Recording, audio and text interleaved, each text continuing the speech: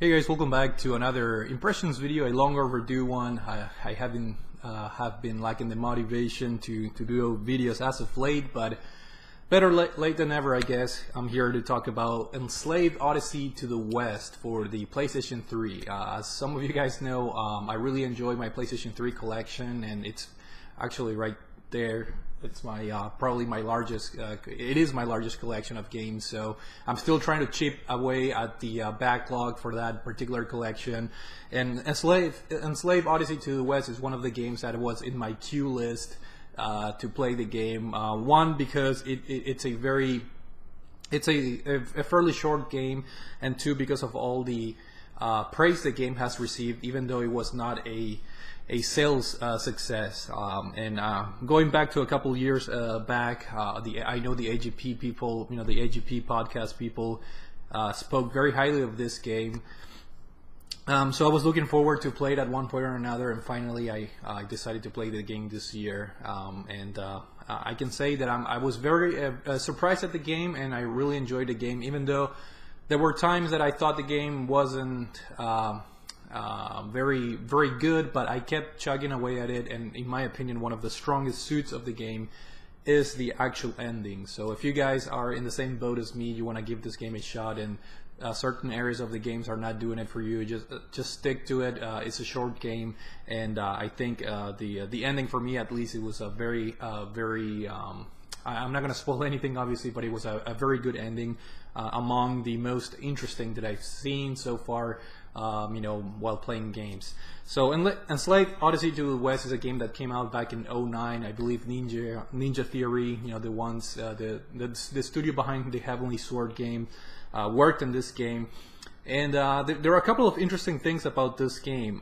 2009, it has been almost 10 years since the release of this game, but I do have to say that despite the game being an old game, there are some interesting things as far as the art direction and the graphics. In fact, I like to think that this game actually kind of influenced the looks and the aesthetics and the art direction of The Last of Us. This game has a post-apocalyptic setting that just looks really good. And if you guys have played both games, I think you'll have an idea of what they were trying to accomplish.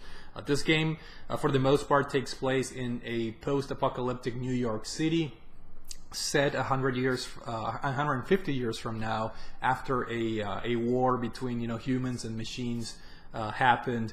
And the game is actually loosely based on this traditional Chinese tale called I think Journey to the West. That was a very interesting tidbit that I was able to gather for this game.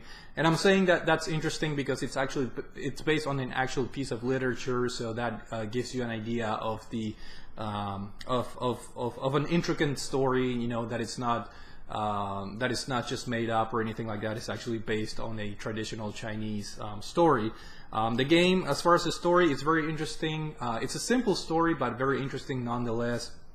It's based on the protagonist, Monkey, the male character here in the game. When you start the game, you're in this ship that's basically carrying slaves. And you're able to escape your cell, and you see this girl that from what it looks like, she also managed to escape. And then the slave ship enters this crash course. It's basically going to crash, and both you and the girl are able to escape to safety. And then when you get into this escape pod, the girl, she's inside the pod, you're just holding to the pod. So when everything lands, you're obviously very hurt.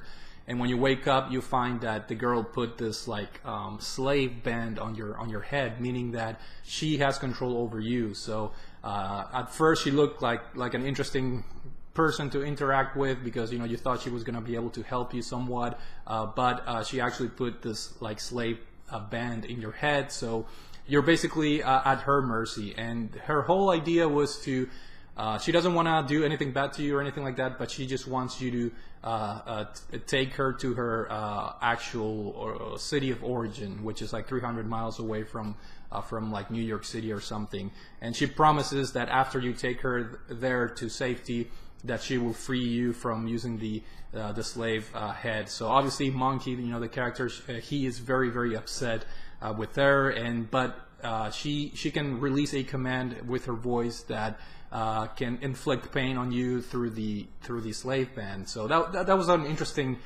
start to the game, in my opinion, because even though she doesn't have she doesn't want to really hurt you. She's trying to use you for her own benefit, but at the same time, it's not like she's trying to do something evil or anything like that. Like, she just wants to get to her family, and she figured, Monkey, he's like a very athletic guy or whatever. He can protect her and take her to her original town or city in a safe manner.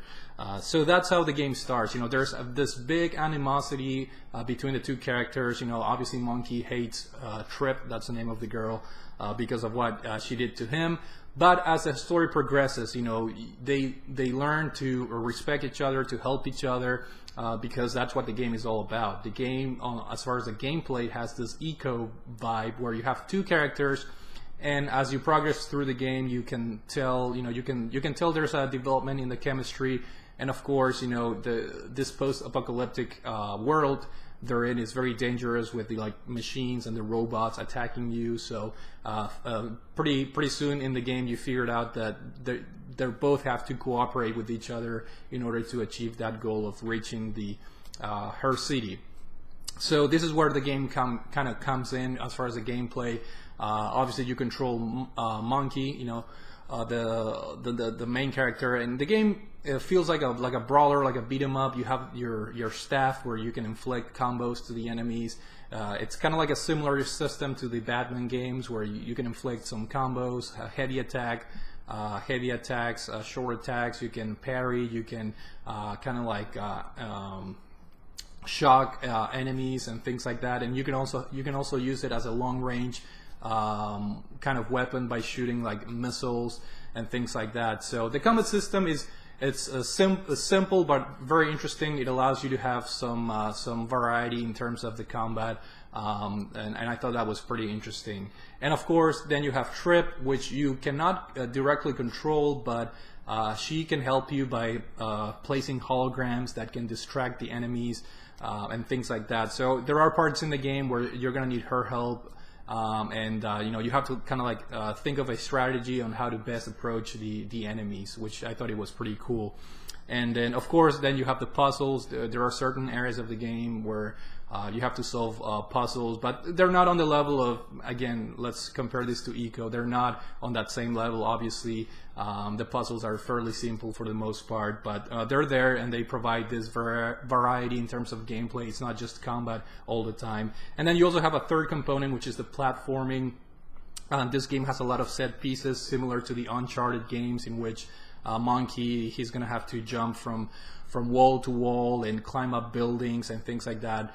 And I'm saying these are set pieces because they're very cinematic. They're very hard to miss, if you will. Like if you can immediately tell where to jump.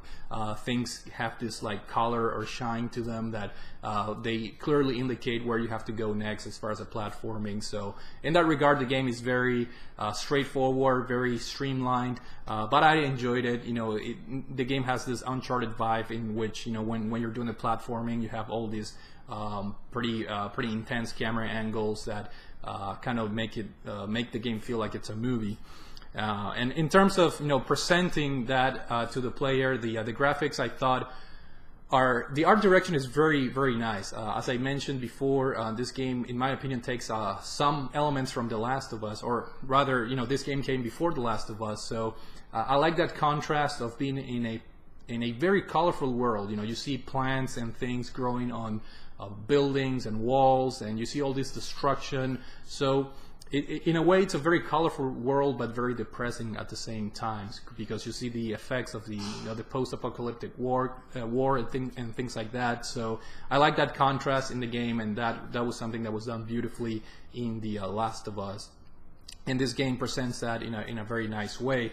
Now the problem with the graphics is that this being an older game, and I don't know, I don't think the fact that the game is older, I think this is more on the developer.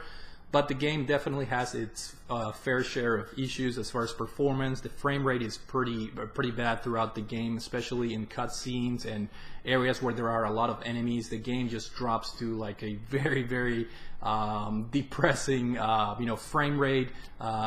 Sometimes it kind of looks like a slideshow. So I don't know if this is a game that it's best suited for a 360 version. So if you guys own an Xbox 360, when you compare the PS3 to a 360 and games that are in both platforms, typically the 360 version performs better. So if you guys have both platforms, and I think probably the 360 version is the one to go with. So a lot of performance issues, a lot of frame rate issues that kind of hinder the experience, but again, this is a shorter game, so I was able to tackle along those issues without many major problems. The gameplay gets repetitive a little bit, and I thought the story and the characters were not strongly grabbing me at first, but midway through the game you kind of meet like a third character that I thought he was very interesting and make things interesting in my opinion. And then of course, once you get to the ending, for me it was a very satisfying conclusion to the game. So yeah, Enslaved Odyssey to the West is it's a very surprising game, and I'm not surprised in the fact that this game has like garnered this almost cult following in a way. I know the people that have played this game have been very satisfied with the story, with the characters, with the world itself, being very interesting. The gameplay, again, it's nothing out of the nothing extraordinary. I think it's a fun gameplay, but nothing that's gonna blow your mind or anything like that. But as far as the story and the characters, I think when you look at the whole package after you beat the game, I think this game it's something very interesting, and in my opinion, it's worth looking into it. If you already own this game, or if you have a 360 or a PS3, I'd say definitely give this a shot, because as far as I'm concerned, this game has not been released as a remaster or anything like that, so it'll be a shame if that never happens. So for now, I think this is the only way to play this game, so keep that in mind. And I think there's a DLC for this game that I'm actually interested in trying, because it features the third character that you need besides Monkey and Trip in the game. So I'm kind of interested in trying the DLC. So I may purchase that in the near future just to see how what new story for that third character is presented. But overall, I was very pleased with Enslaved Odyssey to the West. It was a very fun experience, and it feels very satisfying to have another check mark on my PS3 backlog. So hopefully you guys enjoyed this video. Thank you for watching, and I will see you all later.